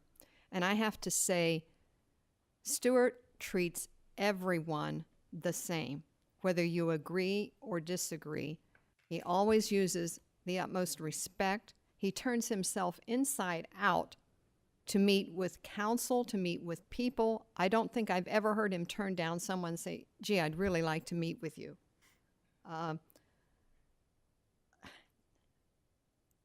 His ability to wrangle all of us, and someone, I think it was Jenny Stoker, spoke earlier, he works for us. So if anything that you see that is, you don't think he did right, we told him to do that. So, we're the ones that, if there's something that you have to pick apart, it's us. But Stuart does a great job. We've seen him work through Pascalis, other things that we've been working on. He never I have not seen this man lose his temper in times when it was more than appropriate for him to. So I have no reservation in supporting this contract at all. Thank you. Thank you. Just to address those of you who brought up the idea, I tended to agree with you that perhaps we should not extend it at least as long as was proposed, and let the new council make up their mind. Maybe just extend it an extra year to the year he has left. At the end of the day, I fully endorse Stuart. I've learned a lot from Stuart. Hopefully you learn one or two things from me. But along the way, we've had some arguments about stuff, but at the end of it, we're okay. We'll agree to disagree and move forward with whatever we've done. I kind of reckon back to my first year. We were only 2 months into my first year, and we had the issue with the city manager at that time, and we ended up with having a change made. And that was a tough situation, being new as to what was the right thing, what was the wrong thing. It's worked out great. Stuart took his place, and we went on from there. It's the kind of thing that I think will be in good shape. It's a totally different situation now than it was 8 years ago. People started calling me before I was ever in office, telling me we needed to get rid of the city manager. So that was kind of crazy going into that. I don't think you'll hear that at all. The employees love him. They love working for him. So I have no problem endorsing him and going ahead with this. Thank you. Thank you. Well, I have something to say, and that is that I completely endorse extending Stuart's contract. This is someone who did not know where City Hall was when I ran for mayor, and he has absolutely taught me so much about government that I would never have learned from anyone else. I feel very, very confident now, and I owe that to him. I went to mayor school. I call it mayor school, but it was a municipal association new mayor forum in a month after I was elected. And all the new mayors were there. And honestly, I was so well prepared that I could have taught the course. And I owe that to him and Mary and Lex. So I will definitely vote for extending his contract. Thank you. A lot has been said, and I don't want to be redundant. I will reflect on the past with Stuart having served in the role as assistant manager. But I've known Stuart for a long time. And he's a hard worker, you all. You'd be amazed at the calls he gets. And I've said to Stuart myself, Stuart, you can delegate a lot of this stuff. You don't have to meet with everyone to give you a call. But if you call Stuart Bedenbog, you're going to meet with Stuart Bedenbog unless he has a conflict. And that is to be admired. Oftentimes, it's difficult to meet with the top guy or girl at the top. But Stuart, let me just say man or woman, okay? That may be, that wasn't a nice phrase.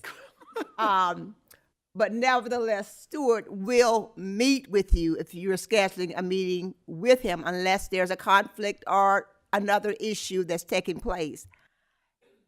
He is very respectful of your views. Very respectful. He could teach Leslie Price a few things. But anyway, oftentimes I get off track, but nevertheless, I get back on that rail at some point in time after I count to 10. But anyway, having said that, Stuart works long hours, you all. Long hours, 7 days a week. This man has turned down raises. He has rejected raises because he wanted to make sure that his staff was given what they deserve based on their time and effort as well. And I can't applaud that enough for him. We could have forced him to take the money, but he was looking after others and not for Stuart Biedenbach. I think there's so many things. He probably wants me to shut up and let's move forward. Let's see if this is going to be approved, but he's deserving of this in terms of moving forward. And if he decides that he doesn't want this at the next time, he can say, let's go back to where we were. But I don't think so. But nevertheless, we are very, very honored to have him, but also with his name being recognized in so many locations in the state. And he is in so many places. Saturday, you all, he was at a meeting in my neighborhood association, and that was what, Mayor, about 3 hours?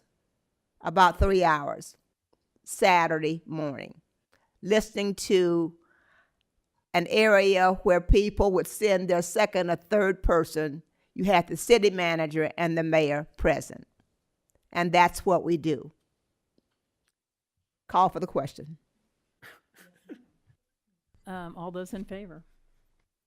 Thank you. It's unanimous. Congratulations.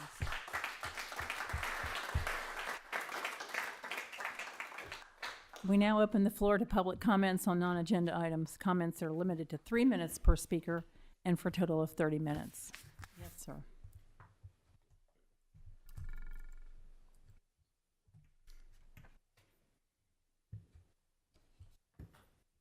Good evening, Bobby.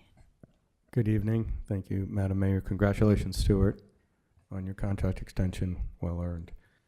A very fascinating meeting tonight. You opened some doors to the future. You did the right thing on the Hotel Aiken. Congratulations on that. That's going to move forward. Also tonight, I want to thank Ed here, who really helped a lot of people in the audience tonight understand that he was for selling the 10-foot piece back to Dominion. I think that was a tremendous result of his reflection on the past versus the present. And I want to thank him for that. And he said he only has 3 meetings left, which is enough time to get this done while he is here, so he can have the honor of voting on that, since he made that speech tonight. So I want to thank him. I would like to ask, and first of all, thank the other supporters on the council who have been on this for several weeks now, as a way to not have to bring this application back in a very contested manner. And I want to thank the people who, despite the developer taking this off the agenda, everyone in this room didn't take it off their agenda. They showed up tonight. And you had some of the biggest landowners and biggest farmers who farm inside the circle of Aiken here tonight to speak to you heart to heart. So I would just ask that now that we seem to have some broad support for this, if we would be able to now move this forward with Stuart to go ahead and get the contract done with Dominion and go ahead with the ordinance, so that you would have the honor of voting on it along with the other departing members, that something that happened a long time ago gets done before they leave. I think that would be a great wrap up to the meeting. Thank you. Thank you very much. Any questions? Thank you, Bobby. Okay, thank you. Good night.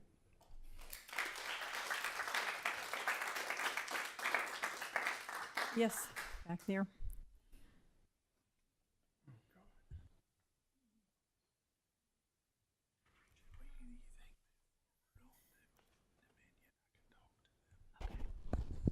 to say something that surprises me as much as it will you. I support Mr. Beedenbaugh's continued contract.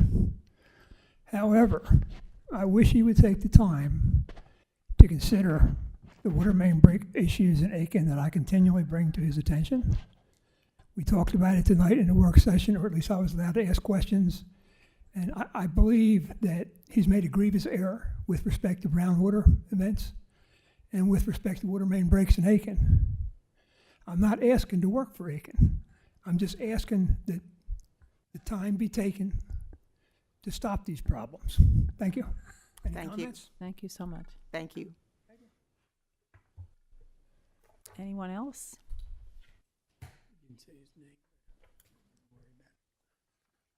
Are there any items from the city manager this evening? Thank you. That's all I have. Is there a motion to adjourn this meeting? So moved, Madam Mayor. Councilwoman Price made the motion, and a second. I second. Councilwoman Diggs. All those in favor? It's unanimous. Thank you so much. The meeting is adjourned.